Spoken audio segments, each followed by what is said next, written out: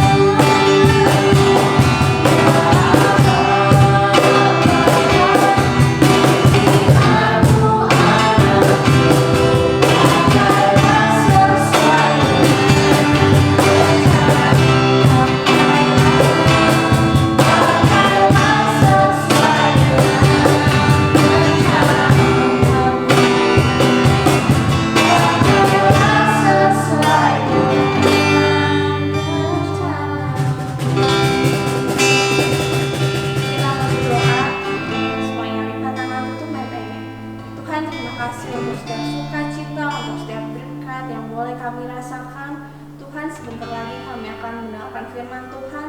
Engkau yang pimpin kami, Engkau yang membuka telinga dan hati kami untuk mendengarkan firman Tuhan.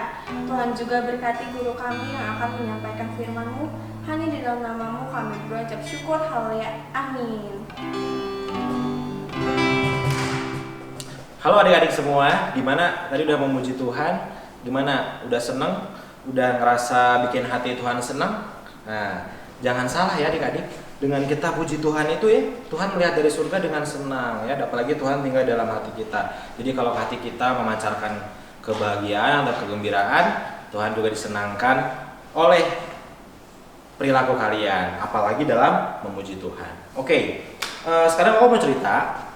Tapi kalau mau tanya minggu lalu ada yang inget nggak ceritanya apa?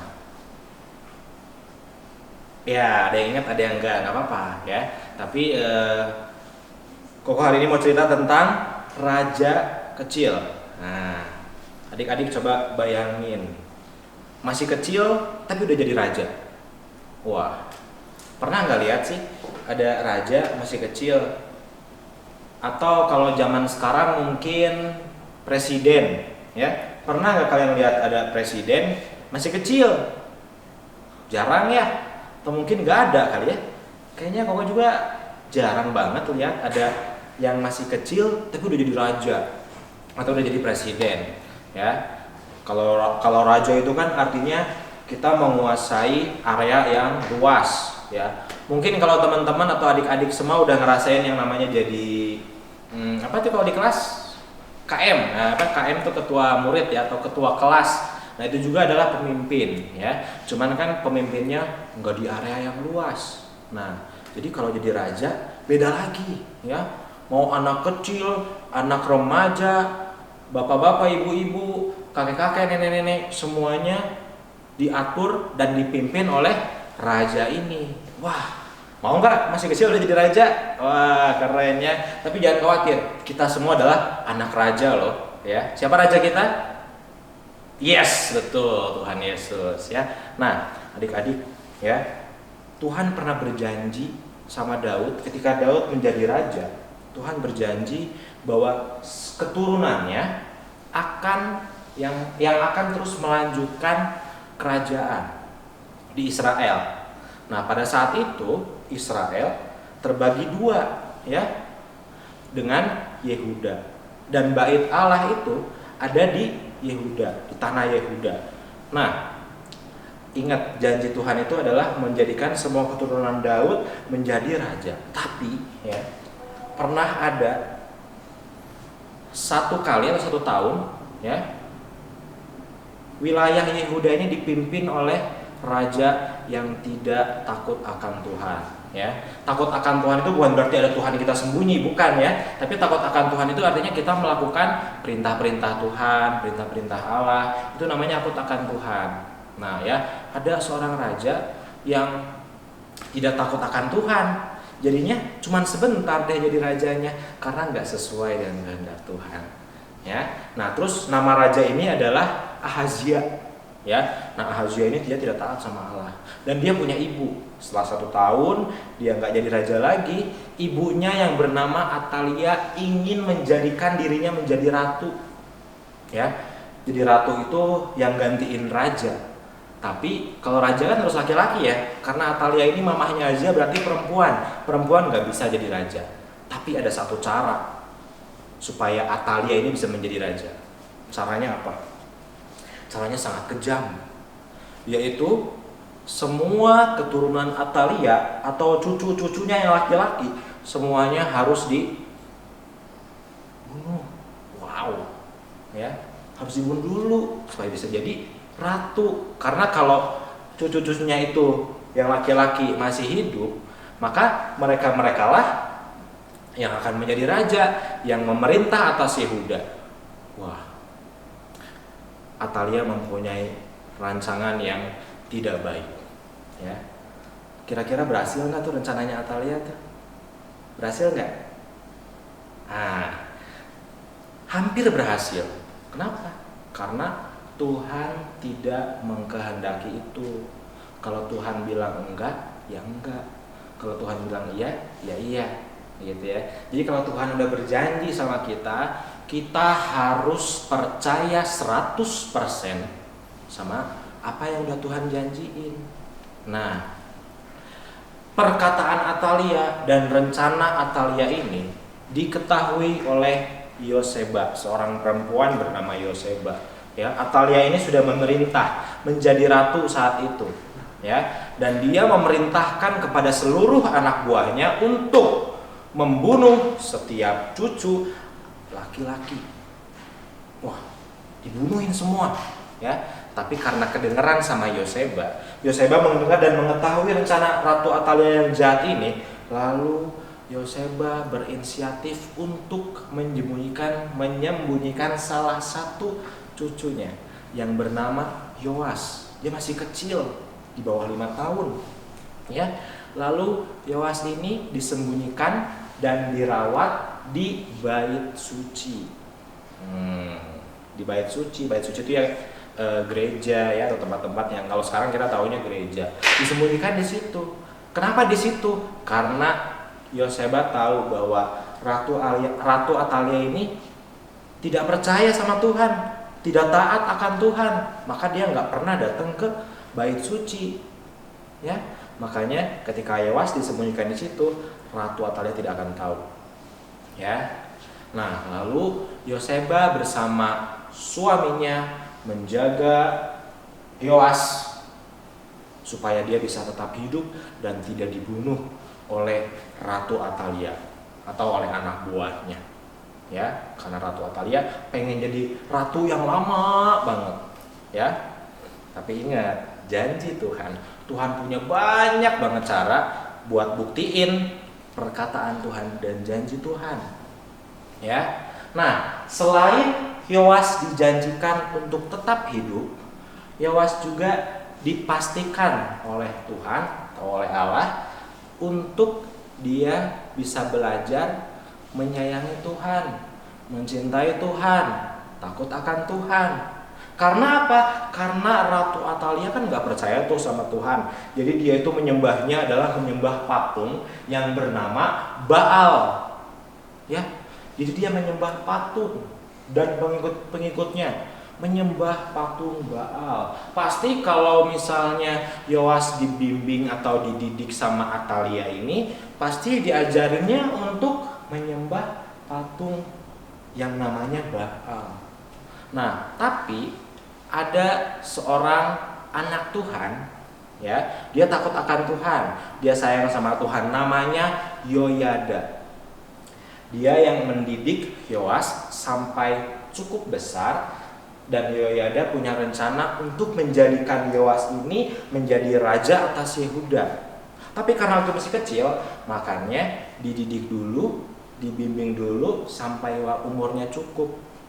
Kalau anak Tuhan sering membangun komunikasi sama Tuhan, ya, melalui doa, melalui nyanyi-nyanyi pujian, ya, melalui apapun, ya, kita akan peka terhadap suara Tuhan. Jadi kita akan tahu, oh, mau Tuhan tuh ini ya. Oh, ternyata Tuhan teh pengennya saya melakukan ini. Sama seperti Yoyada. Yoyada akan tahu waktunya kapan saatnya tiba untuk menjadikan Yoas menjadi raja.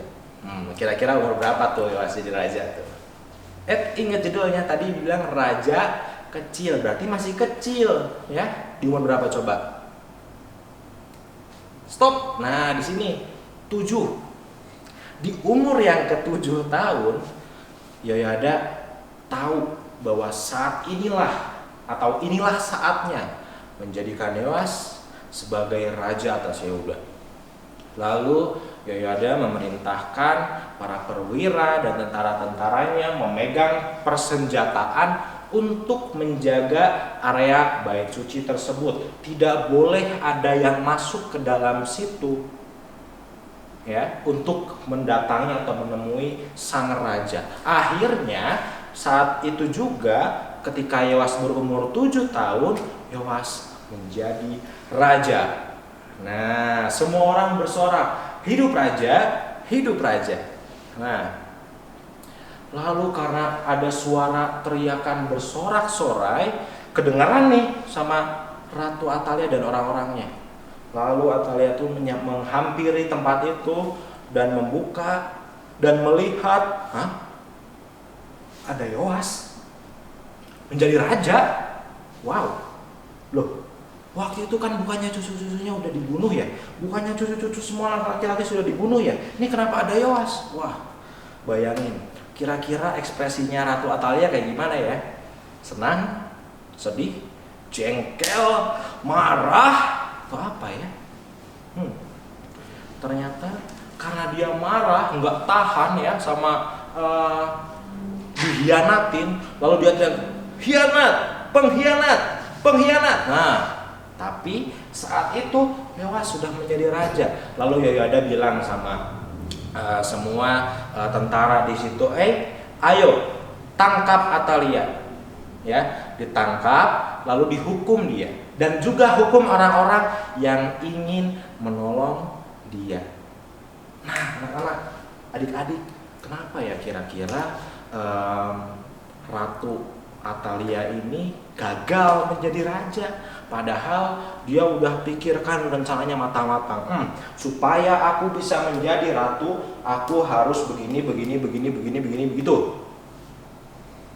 Kenapa gagal ya? Ternyata karena Tuhan sudah berjanji sama Daud, ya. Daud, Salomo, semuanya raja-raja tersebut adalah raja-raja yang taat akan Tuhan. Tuhan nggak mau punya anak-anak dipimpin oleh raja atau ratu yang tidak takut akan Allah. Makanya Tuhan punya cara untuk menolong Yoas dan akhirnya Yoas menjadi raja. Nah, makanya tadi Koko bilang, kalau Tuhan udah berjanji sama kita, kita harus percaya 100% sama Tuhan. Tapi kok aku percaya nih, tapi kok saat ini aku ngerasa kayak aku lagi gak ditolong sama Tuhan, atau aku sekarang lagi ngerasa kayak aku sering sedih kok, aku sering banyak pikiran kok, dan lain-lain. Ingat, Yoas juga mengalami hal yang cukup gak enak. Ya, dia harus sembunyi, ya, menjauhkan diri dari tempat istana. Kalau jadi anak raja kan enak ya, apalagi sampai sempat mau dibunuh. Bayangin kalau misalnya Yoas ataupun gak ada orang yang dipakai, ngerasa wah udah deh, ini mah Tuhan gak sayang lagi sama aku, ya udah deh aku gak mau ngelakuin apa-apa deh. Nah, jangan sampai kayak gitu. Meskipun kita sekarang dalam kesulitan, tetap percaya sama Tuhan karena Tuhan pasti tolong kita. Kalau kita kenal siapa Tuhan kita, kita pasti percaya sama Tuhan bahwa Tuhan pasti sanggup tolong kita. Nah, sekarang kita buka yuk Alkitabnya di Filipi 4 ayat 19 ya. Koko akan bacakan. Filipi 4 ayat 19. Allahku akan memenuhi segala keperluanmu menurut kekayaan dan kemuliaannya dalam Kristus Yesus. Nah, adik-adik, jadi Tuhan menjamin kehidupan kita semua pasti dicukupkan, pasti Tuhan menolong meskipun kadang-kadang yang kita pengenin gak kita dapat. Tapi ingat, Tuhan lebih tahu yang terbaik buat kita. Ya, Tuhan yang jauh lebih tahu. Karena apa? Tuhan bisa lihat tuh masa depan. Kita mah nggak bisa lihat 2 detik lagi aja nggak tahu ada apa yang terjadi, 5 detik lagi nggak tahu apa yang akan terjadi, tapi Tuhan tahu. Makanya kita harus bangun hubungan kita sama Tuhan supaya kita menjadi anak Tuhan yang peka terhadap suara Tuhan. Jadi kita tahu harus ngapain sebagai anak Tuhan. Oke adik-adik, yuk sama-sama mulai hari ini kita minta pertolongan sama Tuhan supaya kita mau lebih lagi menyerahkan hidup kita untuk kemuliaan Tuhan, untuk pekerjaan Tuhan, dan untuk rencana Tuhan yang sudah Tuhan tetapkan di hidup saya dan hidup anak-anak semua. Kita tutup dengan doa, mari kita bersatu dalam doa. Tuhan Yesus yang baik, terima kasih kami sudah diingatkan kembali oleh Tuhan untuk kami mau menjalin hubungan yang baik dengan Tuhan, dan kami mau 100% percaya terhadap janji Tuhan karena kami tahu janji Tuhan tertulis banyak di Alkitab dan janji Tuhan juga sudah menyertai kami. Dan untuk kedepannya, untuk hidup-hidup kami selanjutnya, kami akan terus menggantungkan hidup kami terhadap janji Tuhan, dan kami mau melakukan apa yang menjadi bagian kami, sehingga hidup kami dapat menyenangkan hati Tuhan, menjadi berkat bagi banyak orang. Terima kasih Tuhan, memberkati buat segala sesuatu, berkati buat keluarga kami, berkati buat sekolah kami, berkati buat mama papa kami, dan berkati juga buat bangsa dan negara ini. Terima kasih Tuhan, kami sudah berdoa dan mengucap syukur hanya di dalam nama Tuhan Yesus kami berdoa. Haleluya. Amin. Selamat hari Minggu. Tuhan Yesus memberkati.